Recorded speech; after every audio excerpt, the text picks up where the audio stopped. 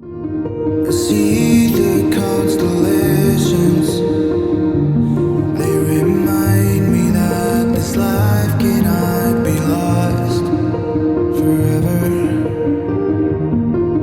I watch my generation, it's so evident this world will soon be gone, will soon be gone.